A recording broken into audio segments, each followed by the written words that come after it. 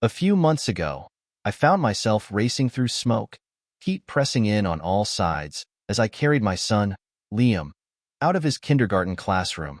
There'd been a small electrical fire in one of the classrooms, and the whole building had to be evacuated.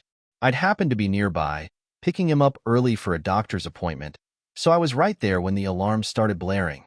After we got out and Liam was safe in my arms, I remember the relief that flooded me as I held him tight, his little face still scrunched up from the scare. I looked around and saw other parents doing the same, some clutching their kids, others just looking shell-shocked. Jessica, my wife, wasn't there. She had work that day. But I remember wishing she could have seen it, that look of fear melting away from Liam's face when he realized everything was going to be okay because his dad was right there. I wanted her to see that side of me, to remember that I'd do anything for our family. Funny thing is, I think that was the last time I felt like a hero in her eyes.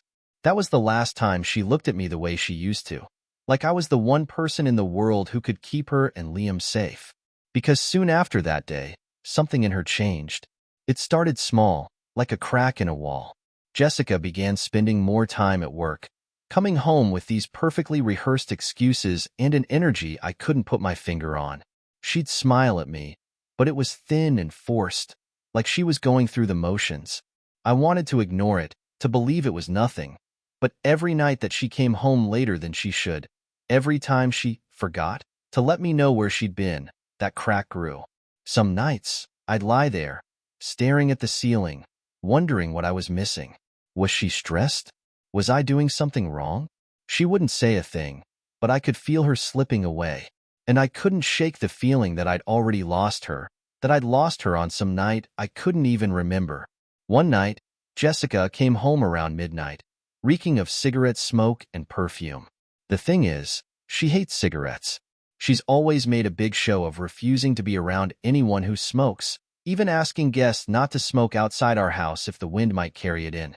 So why did she smell like an ashtray? When she walked in, I was sitting on the couch, waiting. She gave me this quick, awkward smile, said she'd been out with friends, then brushed past me toward the bathroom, like she couldn't get away fast enough. I tried to play it cool, asked her casually who she was out with, but her response was clipped, almost too fast, like she'd practiced it. Just Sarah and some people from work. Now, Sarah's one of her close friends, so it made sense, except for one thing. Sarah had posted pictures that night from a bar downtown, hanging out with her sister, and Jessica was nowhere to be seen. The next day, I sent Sarah a casual text, asking if she'd had fun with Jessica the night before. Her reply? Oh, Jess wasn't with us last night. We've been meaning to catch up, though. Why? Did she say she was with me? My stomach twisted. I felt this heavy, sinking sensation, like I was in free fall. All these months, I'd convinced myself it was just my imagination, that I was overthinking things. But here it was, proof that something wasn't adding up. I didn't confront her right away. I wanted to catch her in the act, to finally get to the bottom of all these late nights, excuses, and weird behavior. I started paying closer attention to everything she did, the way she'd quickly lock her phone screen when I walked by, or how she'd vanish into the bathroom to take a call. But the final nail came a week later.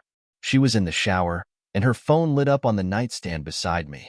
I glanced over, not even planning to touch it, until I saw the name that flashed on the screen.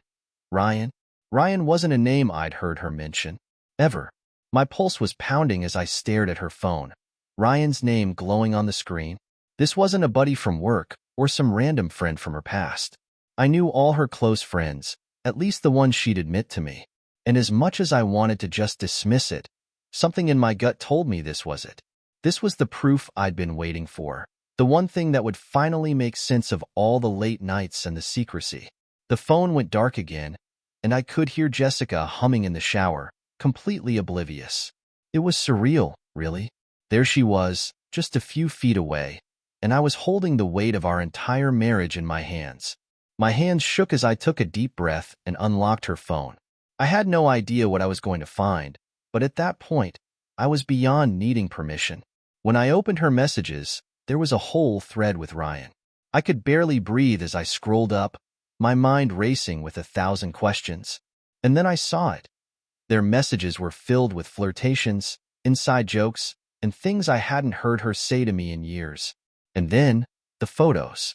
There were a couple of selfies of them together in dimly lit restaurants and bars, their faces close, laughing like they didn't have a care in the world. But the worst part was the messages about their plans and how much she'd missed him since their last night together. One message, in particular, burned into my mind. "Last night was amazing. Can't wait to feel you again." I felt sick. I'd read enough. The shower turned off, and I froze. There I was, standing in the middle of our bedroom with her phone in my hand, feeling like a stranger in my own home. I couldn't look at her the same way ever again. I put the phone down and slipped back onto the bed, trying to keep it together, my head spinning. She walked out in her towel, still humming, not even noticing the storm that had just ripped through our marriage. "Hey, babe," she said, drying her hair. I looked at her, and I swear, I didn't recognize her anymore. I had to remind myself to breathe, to stay calm, even as the urge to confront her right then and there clawed at me. I knew this wasn't the time to confront her. I wanted more than her excuses. I wanted the truth, raw and unfiltered. So I decided to play it cool, to wait until I had everything I needed. But right then, sitting on that bed, I felt the walls of my life closing in, and I realized that nothing would ever be the same again. Over the next few days, I became a detective in my own marriage. I started tracking every move Jessica made, every excuse she gave, every time she had to stay late or meet a friend. I knew her patterns, and now that I'd seen her text with Ryan, it was like a veil had been lifted. Every excuse sounded more and more like a script, some tired performance she was putting on for my benefit. One night, she said she had a girls' night planned with Sarah and wouldn't be home until late. She even gave me that casual, almost careless kiss goodbye, like she'd already forgotten I was standing there. But as soon as she left, I grabbed my keys and followed her, heart pounding with a mix of anger and nerves. I kept my distance, tailing her car through the city streets, my mind racing. Part of me hoped she really was meeting Sarah, that I was wrong, and that everything could somehow go back to normal. But deep down, I already knew the truth. And sure enough, she wasn't headed to Sarah's. Instead, she pulled up to a trendy little wine bar on the other side of town, and there, waiting by the entrance, was Ryan. I parked across the street, watching them through my windshield, trying to make sense of what I was seeing. Jessica greeted him with a long, familiar hug, the kind of hug you only give someone who means something. They laughed, whispered, their bodies so close it made my stomach turn. And then, without even looking over her shoulder, she took his hand, and they disappeared into the bar. I sat there in the darkness, watching the windows of that place glow with warmth and laughter, while I felt colder and more alone than I ever had. Every second felt like a stab, a reminder of how far I'd been left behind. I trusted her with everything, built a life around her, and here she was, living a second life I knew nothing about. After what felt like an eternity, they finally came out, hand in hand, smiling and laughing like they didn't have a care in the world. I felt this surge of rage, but at the same time, I felt paralyzed. I wanted to run over there, to grab her and demand an explanation, but I couldn't. Instead, I just watched as they walked back to his car, her hand resting on his shoulder, her face tilted up toward his like she'd forgotten I even existed. He opened the car door for her, and she slipped inside without a second thought. And as they drove off together, I realized this was more than a fling. She was living a whole other life, one where I was nothing more than a convenient background character. I stayed in my car, staring at the empty space where their car had been, feeling gutted and raw. This wasn't some one-time mistake. This was a choice she was making over and over again, a life she'd built outside of me, outside of our family. I drove home slowly, each mile marked by this ache in my chest, an ache that grew darker, harder. I wasn't just hurt. I was angry. I barely slept that night. Every time I closed my eyes, I saw her with Ryan, laughing like they were the only two people in the world. And every detail of our life together seemed to mock me. The pictures on the wall, our wedding photo on the nightstand. All of it felt hollow, like the set of some fake show I'd been starring in, blind to the real story happening behind the scenes. The next morning, I woke up with a sense of resolve. I wasn't going to let this continue, and I wasn't going to confront her until I had all the cards in my hand. So, I started planning. I got access to our shared phone plan and checked her call and text logs. Sure enough, Ryan was all over them, usually right before or after her supposed late nights. I also noticed strange charges on our credit card, restaurants I'd never heard of, hotel bookings for random weeknights. She was bold. I'll give her that. For a few days, I played along, pretending everything was fine, even as I tracked every text, every excuse, every moment she spent on her phone, giggling and smiling like a teenager. I was so close to snapping, to blowing it all up, but I held my tongue. I wanted her to think she was safe, that I had no idea, because I needed to catch her in the act, with no room left for her to spin some lie or twist the story. Then one night, she told me she'd be out late again for another work event. I kept my face neutral, gave her a casual have fun, and watched as she slipped out the door, leaving me and Liam at home like she didn't have a care in the world. This time, though, I wasn't going to just follow her.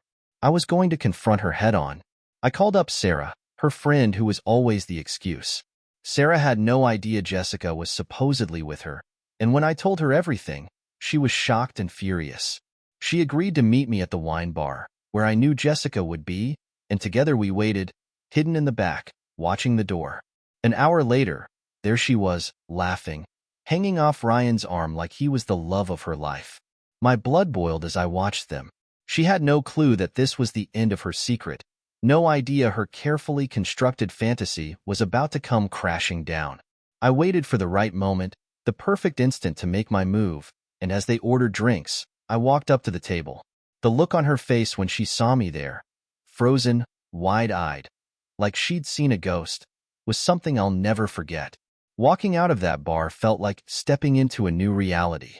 The air felt cold, sharp, as if everything was suddenly more vivid, more brutal. I drove home on autopilot, the scenes replaying in my mind. Her shocked face, Ryan's disgusted expression, her pathetic excuses. It was like a horror movie I couldn't escape, with me as the unwilling star. When I got home, Liam was asleep, his little chest rising and falling, innocent and unaware of the chaos that had just unfolded. Looking at him, the weight of it all crashed over me. Jessica hadn't just betrayed me. She betrayed him too, the stability and love we tried to create for him. I knew that whatever happened next, I couldn't let this affect him more than it already had. The next day, Jessica came home mid-morning, cautiously creeping into the house like she wasn't sure if she was welcome anymore.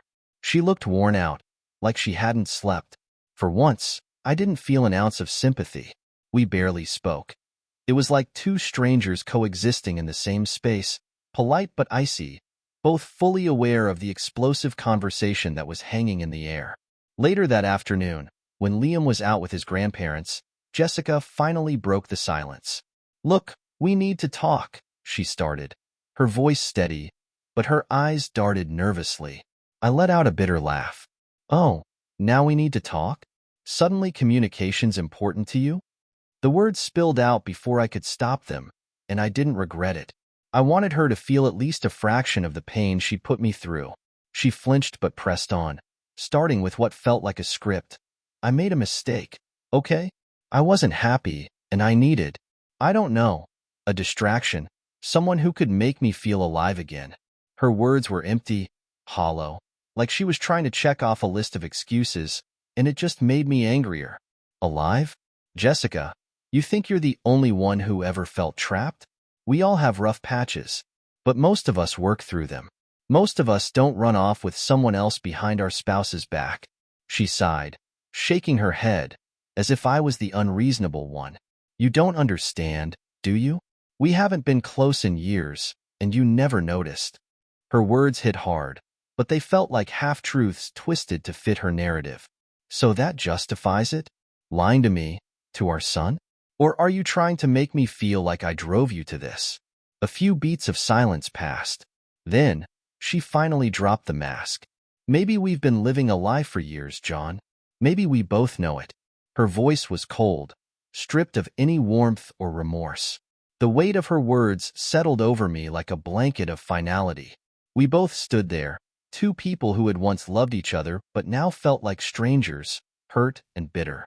Any hope I had of salvaging something out of this wreckage seemed to die right then and there. With Liam to consider, I knew I couldn't just walk out and leave her to her own devices. But one thing became clear. This was over. The days that followed felt like a blur.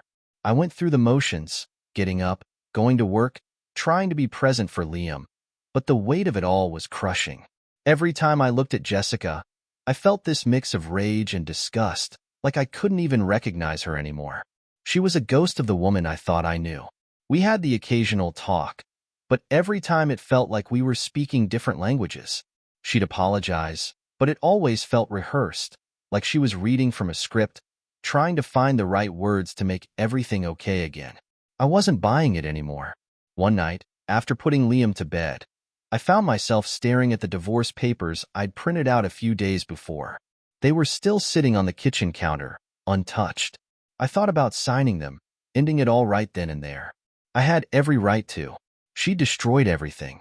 But then I thought about Liam, his future, his stability. He deserved more than the aftermath of our mess. And that's when something hit me. The last few weeks had torn me apart, but I'd been so focused on the anger and hurt that I hadn't really stopped to think about what I wanted for myself.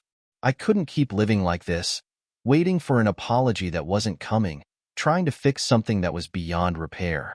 But I also couldn't just walk away from everything we'd built, not without making some hard decisions.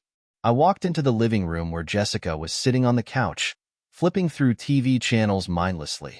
She didn't look at me when I sat down across from her. There was an uncomfortable silence, a heavy gap that neither of us could bridge. She was waiting for me to speak, but I wasn't sure where to begin. Finally, I broke the silence. "You really think we can just pretend this never happened, don't you?" Jessica's eyes flickered up at me, her expression unreadable. "I'm sorry, okay? What else do you want me to say? I messed up. I know that. But we can fix this." The nerve of her to think that we could just fix it. She really believed that all of this could be swept under the rug, that I'd just magically forgive her and we'd pick up where we left off. I was done pretending. "No, Jess. You broke us. This isn't just a mistake. It's a betrayal. And I can't look past that." Her face fell, but she didn't argue. Instead, she just stared at the floor, knowing deep down that she'd lost me. "I want you to move out," I said, the words feeling foreign coming from my mouth. It wasn't some dramatic, rushed decision. It was just the reality. She had to leave. For both of us. "I'm not asking for a divorce right now, but I can't live with you like this. Not anymore." She didn't fight it, surprisingly.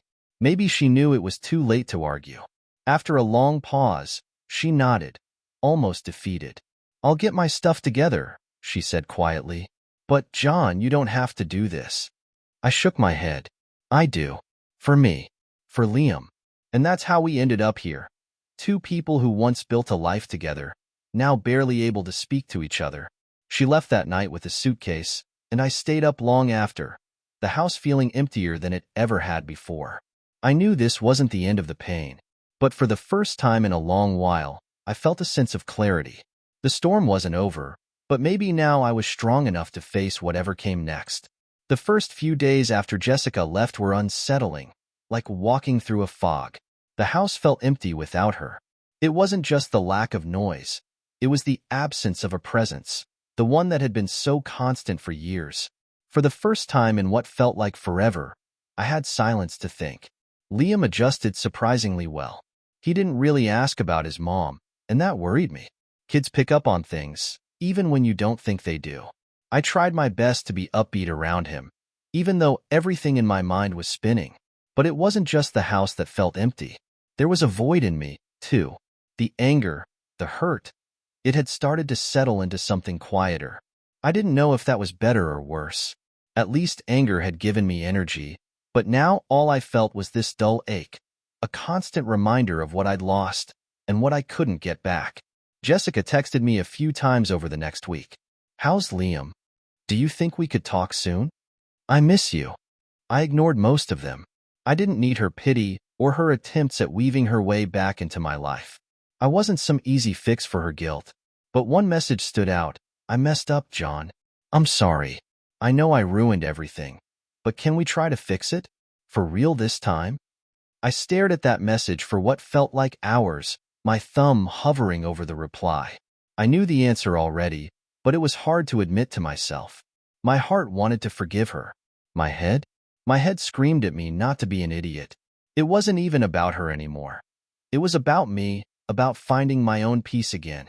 I put the phone down and stood up, pacing around the living room. The truth settled in harder than I was ready for. I wasn't sure I'd ever be able to look at her the same way. That trust, the one thing I had always valued above all else, she had destroyed it, and no amount of "I'm sorry" could bring it back. I didn't reply to the message. Instead, I focused on moving forward, figuring out what my life looked like now without her. Over the next couple of weeks, Jessica's texts became less frequent. I'd like to think it was her coming to terms with the reality of what had happened, but I knew better. The last one came on a Thursday night. I've been thinking a lot. I don't know where to go from here, but I'm not giving up on us. I'll always love you. It felt like a slap in the face, hearing her say she loved me after everything. She didn't love me. She loved the version of me that was convenient. The one that made her feel secure while she got what she needed from someone else. I could feel myself pulling away from her completely, a slow and deliberate drift. The emotional distance between us had grown so vast that even her words felt foreign, disconnected. But then something unexpected happened. I was at work one afternoon, trying to focus on a pile of paperwork that felt pointless in the grand scheme of things, when I got a call from Ryan. My first instinct was to ignore it. After all, this was the guy who had been sleeping with my wife, who had been my friend while all this was going on. But something in me snapped. I answered, "John?" Ryan's voice sounded surprisingly cautious. "Look, I know you're probably furious with me, and you have every right to be, but I just wanted to say, I'm sorry. I never wanted to hurt you, man. I fucked up." I clenched my jaw, fighting the anger that started to rise again. "You fucked up? You think that's an apology? You're the one who tore my life apart, and now you're calling me to tell me you're sorry? That's rich." He sighed on the other end of the line. "I know. And I deserve every bit of your rage. I don't expect you to forgive me, but I don't want you to hate me either. I just wanted to tell you that I was wrong. I wasn't thinking." For a moment, I just sat there in silence. I couldn't believe what I was hearing. Ryan, the guy who had always been my bro, my friend, the guy who'd been at my wedding, was now apologizing for being the person who destroyed my marriage. I didn't know what to say. Part of me wanted to tear into him, but another part of me just wanted to hang up and walk away from it all. The truth was, Ryan wasn't the one who'd betrayed me the most. It was Jessica. She was the one I had trusted with everything, the one I thought I could count on. "I don't want to hate you, Ryan," I said slowly, "but I can't be your friend anymore. You crossed a line that can't be uncrossed." There was a pause, and I could almost hear the regret in his voice. "I get it, man. I do. Just take care of yourself. All right?" I hung up without another word, and for the first time in weeks, I felt a small bit of peace. It wasn't because Ryan was sorry, or because Jessica had apologized. It was because I had taken control of the situation. The next chapter of my life was about to begin, and for the first time in a long time, I didn't feel completely powerless. The days that followed felt like a strange limbo. I wasn't sure if I was moving on, staying stuck, or just waiting for something to shift. Life kept going, despite everything that had happened. Work felt like a distraction, and Liam was growing up so fast. His laughter was the only thing that kept me grounded. But in the back of my mind, there was always this hum of uncertainty. Jessica hadn't reached out much after the phone call with Ryan. I think deep down she knew the door was closing. The strange thing was, I didn't feel the anger anymore, just numbness. I wasn't sad about it. I was just over it. Over her. Over the lies. Over everything she'd taken from me without a second thought. One evening, about 2 weeks after our last real conversation, Jessica showed up at the house unannounced. I was sitting on the couch, catching up on a show Liam had been obsessed with when she knocked softly on the door. The second I saw her standing there, I felt that familiar tension in my chest, like I was back to square one. "I need to talk to you," she said, her voice quiet, unsure.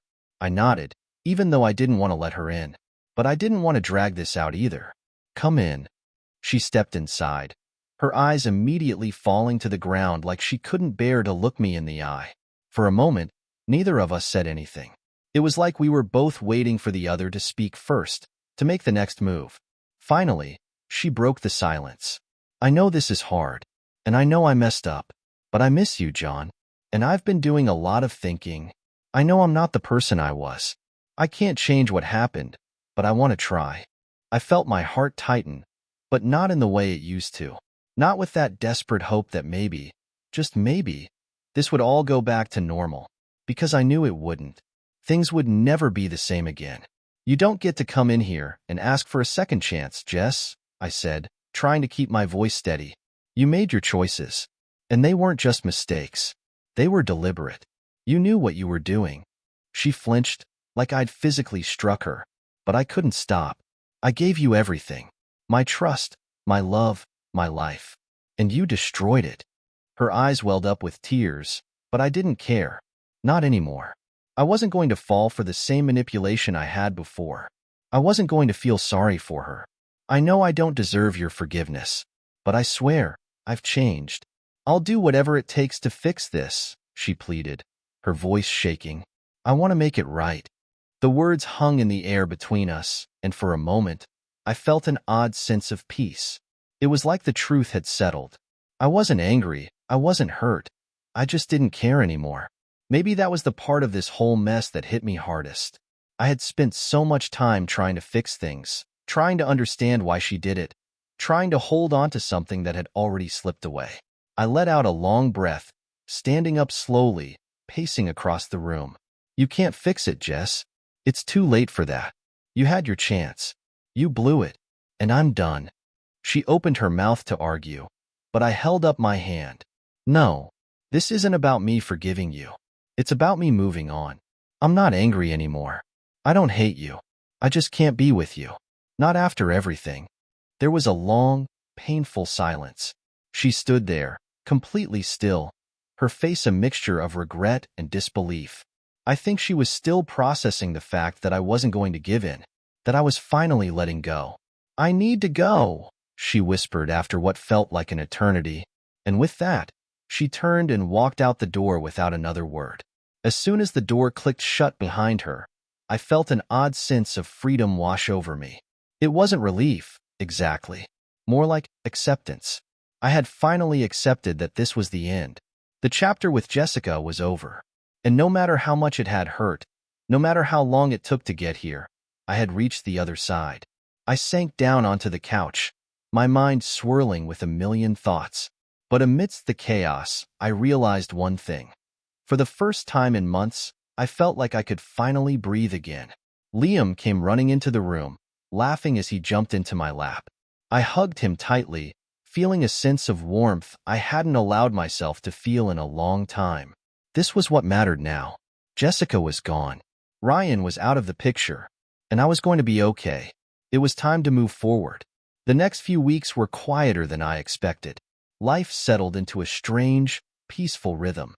I focused on work, spent time with Liam, and started to regain a sense of who I was before all this chaos. For the first time in a long time, I didn't feel like I was just treading water. I was moving forward, slowly but surely. Then, one Friday afternoon, I got an unexpected message. It came through on my phone while I was picking Liam up from school. The notification pinged, and I glanced at it without thinking. It was from an unknown number. Hey, John. It's Ryan. We need to talk. At first, I thought it was some kind of joke, but when I read it again, something cold twisted in my stomach. Why was Ryan reaching out to me now? What could he possibly want? I stared at the message for a few moments, then debated whether or not to respond. After everything that had happened, I didn't owe him anything. But part of me, maybe the curious part, wanted to know why he was contacting me out of nowhere. Against my better judgment, I tapped out a reply. What's this about? A few minutes later, he responded. I know you've been through a lot, and I'm sorry for what I did. But there's something you need to know. Something Jessica never told you. My heart skipped. I read the message again. What could Jessica have hidden now? You need to meet me, Ryan added. I'll explain everything. I didn't know what to make of it, but something told me I couldn't just let it go. So, I agreed to meet him the next day at a park near my place. I told myself I wasn't going to get emotional, that I was just going to hear him out and move on. The next afternoon, I stood by the park bench, waiting. My mind was racing with all the possible things Ryan could say. Maybe he was just trying to make me feel bad. Maybe he was going to apologize. But I wasn't sure what to expect. Finally, I saw him walking toward me. He looked a little different, tired, like he hadn't been sleeping much, but there was something in his eyes. He wasn't just here to talk. Something was off. "John," he said quietly, sitting down beside me. "Thanks for meeting me." I didn't say anything at first, just nodded, waiting for him to get to the point. "Look, I'm not proud of what happened between me and Jessica. It was a mistake," Ryan began, staring at the ground. "But there's something I have to tell you. Something that's been eating at me for months." I raised an eyebrow. "What is it?" He hesitated for a long moment. Then, with a deep breath, he finally spoke. "She wasn't just cheating on you with me. There's someone else. Someone else she's been seeing for a while." I felt the ground beneath me shift. My chest tightened as I tried to process his words. "Wait, what do you mean?" I asked, suddenly feeling like everything was spinning out of control. Ryan looked at me, his expression apologetic. "She wasn't just having an affair with me. She's been seeing someone else, someone she's been telling both of us about." I didn't want to get involved, but I found out the truth. "And I think you need to know." "Who?" I demanded, my voice a little sharper than I intended. "Who's the other guy?" Ryan took a deep breath. It's Liam's teacher. The one who moved here last year." I froze. For a moment, I couldn't breathe. My brain was racing, trying to put the pieces together. Liam's teacher? How had I not seen it? "But why are you telling me this?" I asked, my voice shaking with disbelief. "Why now?" Ryan shrugged, looking guilty. "Because I realized that I wasn't the only one she was lying to. And I don't think you deserve to be kept in the dark anymore. I thought you should know." I didn't know what to say. Part of me wanted to scream at him, to tell him to leave me alone. But the other part of me, well, it just felt like a punch to the gut. My mind couldn't stop reeling. The betrayal wasn't just with Ryan. It was so much bigger, deeper than I had ever imagined. "I'm sorry," Ryan said, standing up. "I really am." I didn't respond. I was too stunned, too angry, too confused to even find the words. As I walked back home that evening, my world felt like it was spinning again. I had thought I was done with Jessica. That chapter was closed. But now, there was something else, another layer to the lies that I had no idea about. The truth wasn't just painful, it was shattering. When I got back to the house, I found Liam playing in the yard, smiling and laughing like nothing was wrong. And for the first time, I realized that everything I'd been through, everything that had broken me, was nothing compared to what I would now have to face for Liam's sake. He didn't deserve to grow up in this mess, and I couldn't stay in the dark any longer. I didn't know where the future would take me, or how I would move forward from this. But one thing was for sure. I wasn't going to let Jessica's lies define me, or Liam's future. This wasn't just about love or betrayal anymore. It was about taking back control of my life, no matter what it cost. And so, for the first time in a long while, I finally started to believe that maybe I could rebuild everything, from the ground up.